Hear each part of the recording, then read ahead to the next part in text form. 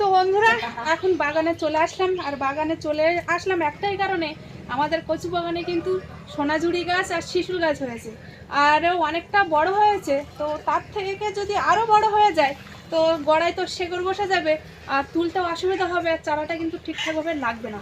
আর এখন তো বৃষ্টি হচ্ছে, কখন আর বৃষ্টি হবে না রোদ হবে তখন কিন্তু আর রুতে পারবো না।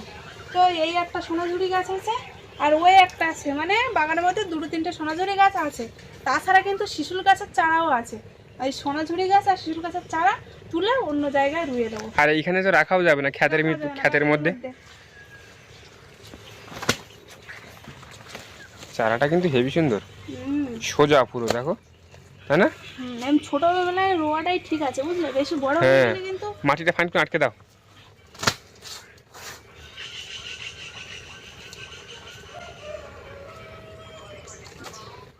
শিশুল গাছটা লাগালে কি হয় বলো তো? জ্বালানির পক্ষে ভালো হয়। হ্যাঁ, একদম ঠিক বলেছো, জ্বালানি মানে আর অভাব হয় না, বুঝলে।